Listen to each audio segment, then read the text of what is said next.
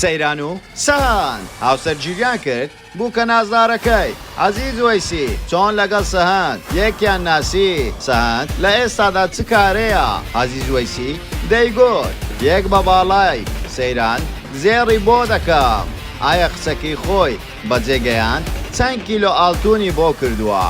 ئایا لە ئاهەنگەکەی چەند دەفتەر دۆلاریان سەرف کردووە ئایا ئاهەنگەکەیان لە باشوور بوو یاخود لە ڕۆژهەڵات ئەو کەسانە کێ بوون بەشداری ئاهەنگەکەی سەهەند و سەیرانیان کردبوو تەواوی زانیاریەکان لە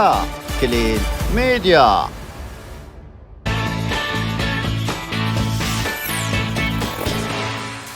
سڵاو لە کلیل میدیاوە دووبارە گەڕانەوە لاتان بە بابەتێکی زۆر جیاواز. پێشەوەی سێری ڤیدیۆکەمان بکەی لایک و کۆمنت و شێرت بیر نەچێ وەرەوە سەبسکرایبی کەناڵەکەمان بکە و زەنگۆڵە کەشدا بگرە بۆ ئەوەی توێ خۆشەویست یەکەمی کەسبی بابەتەکانمان ببینێ وەرەوە سناپچاتە کەشمان ئاد بکە بە ناوی کلیل میدیا بۆ ئەوەی توێ خۆشەویست ئاگاداری کار و چالاکی ڕۆژانەمان بی واروها دەتوانین لە ڕێگای سناپچاتەوەش پەیوەندیمان پێوە بکەی. هونەرمەندە شۆخ و شەنگەکەی کوردستان سەیران حوسمان وە گۆرانی هەڵقا تەواوی سۆشیال میدیای داگیر کرد دوای ئەوەی کە شووی بە کوڕەکەی عەزیز وەیسی کرد خەڵکی بەخۆیەوە سەرقاڵ کرد. سەیران حوسمان خەڵکی ڕۆژهەڵاتی کوردستانە وەروە ساندیش خەڵکی ڕۆژهەڵاتی کوردستانە ئەو دوو گەنجە خۆشەویستە لە نوێترین زانیاری دەربارەیان هاوسەرگیریان کرد هەردووشیان تەمەنیان نزیکەی 30 ساڵە.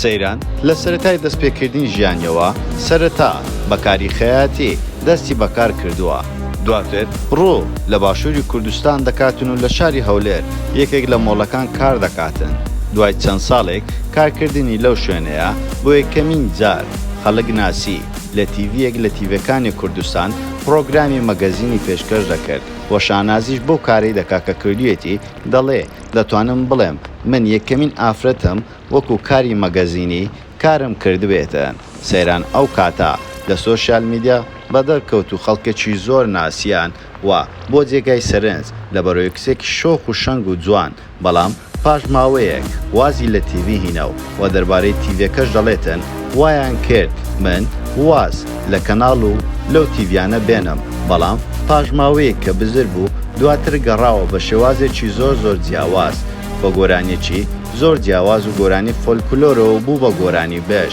هەموو خەڵک لایەن سیر بوو لە پێشکەشکاریەوە بەرەو گۆرانی گوتن بەڵام سەیران توانی لە گۆرانی گوتن سەرکەوتنێکی زۆر باش بەدەست بێنێتن بە تایبەتی گۆرانی هەڵخا ئەوە دەنگدانەوەی یەکجار زۆری لەناو سۆشیال میدیا بەدوای خۆی داهێنا وە تاوەکو ئێستا ئەو خاتونیە بەردەوام و چەندین بەرهەمی زۆر جوان و قشتی هەیە وە دوای هاوسەرگیریکردن لەگەڵ کوڕەکەی عەزیز وەیسی ئایا واز لە گۆرانی دەهێنێتن بێگومان نەخێر لەبەرەوەی لەگەڵ خێزانێکی هونەری تێکەڵاو بوو لەوانەیە بەرهەمەکانی داهاتووی زۆر جیاواز و جوانتر بن. وە سەهەند کوڕی عەزیز وەیسیە لە ئێستادا تەمەنی نزیکەی 30 ساڵ دەبێتن و ئیشوکاری خەریکی کاری بۆرسەیە لە شاری ڕامسەر لە وڵاتی ئێران. ئەو گەنجەیە دوای ئەوەی کە بینیمان لەگەڵ سەیران بە دەرکەوتن و هەموو خەڵک سەرنجیاندا پەیوەندی ئەو دوو کەسایەتیەوە پاژماوەیەکی کەم ئەو دوو کەسایەتیەمان بینی بوون بە دەستگیران و لە کۆتاییەکەشدا زۆر بە خۆشحاڵیەوە بینیمان هەردووچیان هاوسەرگیریان کردووە. عەزیز وەیسی لە یەکێک لە پرۆگرامەکان باز لەوە دەکاتن دەبێتە سەیران یەک بە باڵای زێڕی بۆ بکردرێتنەوە زێڕیشی بۆ دەکەم بەڵام ئەوەی ئێمە لە ئاهەنگەکە دیتمان زێڕێکی زۆر باشی بۆ کراوە بەڵام ئەمە ناگاتە ئەوەی کە بڵێن یەک بە باڵای زێڕی بۆ کراوە بەڵام ئەمە هەمیشە قسەی کوردی ئاوایە شێوازی قسەکردن زۆرێکەوە کردارێکی زۆرێکی ترە دەتوانین بڵێن نزیکەی 100 بۆ 150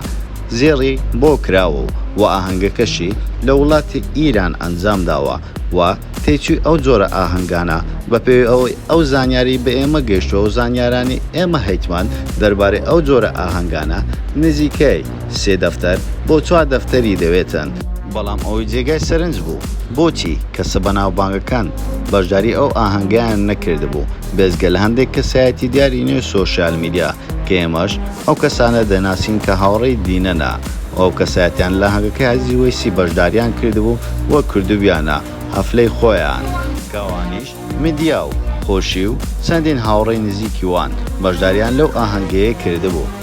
بۆ سەیرانیەکێکە لەو کەسانەی جگە لە کارە هونەریەکانی هیچ شتێکی تری دەنگدانەوەی نەبوو لە سۆشیال میدیا جگە لە چەند بابەتێکی تایبەتی خۆی یەکێک لەوانە کە تووشی نەخۆشیێک بۆ ئێمە پێمان خۆش نییە باز بکەین لەبەرەوەی ئەو کەسایەتە پێی خۆش نییە باسی ئەو نەخۆشیە ئەو کەسایەتە بکەین کە لە کاتی گەنجی لێ ڕووداوە بەڵام لە ئێستادا هیچ نەخۆشنە و کەسێکی زۆر تەندروست و لەش ساغا بەڵام ئەو جێگای سەرنجی ئێمە ڕاکێشە سەیران کاتێک لە تەمەنی گەنجی ڕوو دەکاتە شاری هەولێر یەکێک لە مۆڵەکان کار دەکاتن دەڵێتن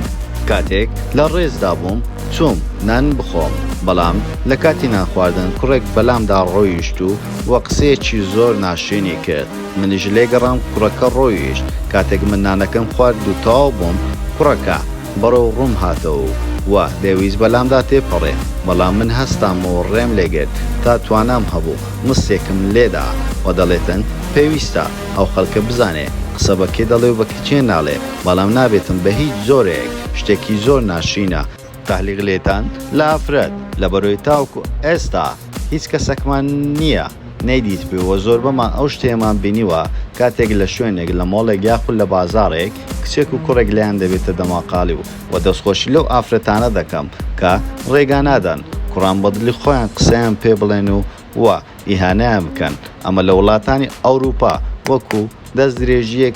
ئەو کەسێ تاوانبار دەکرێتە وەروە سەیران لە ئێستادا هاوسەرگیری لەگەڵ کوڕە قۆزەکەی عەزیز وەیسی کردیە وەروەها دەڵێن لە ئێستادا ئەو دوو کەسایەتیە هاوسەرگیریان کردووە و دوو کەسایەتیە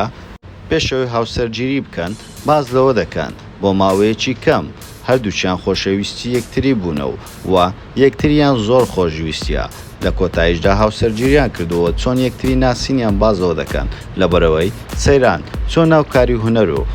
وازی زوێشیش لە ناوکاری هونەرە و هەردوو کەسایەتی ناسراون لە ڕێگای هونەری باوکیەوە توانویەتی بەو خاتونە بگاتن و بۆ لە کۆتاییشدا عەشقەکەیان عەشقێکی ڕاستەقینە بوو و لە کۆتاییدا بڕیاری ئەوەیاندا کە هاوسەرگیری بکەن و وەلەم هاوینەش لە ڕێکەوتی دەی شەش هاوسەرگیریان کرد و هیوا ژیانێکی خۆش و تەندروست باش بۆ دوو کەسایەتی دەخوازین و بەو هیوایەی تەواوی تەمەنیان بەخۆشی بژێن.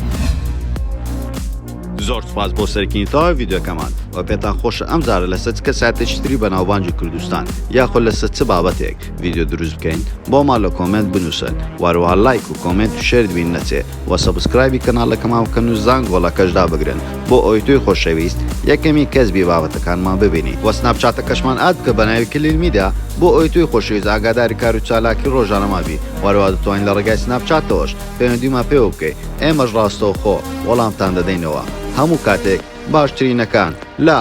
کلیل میدیا.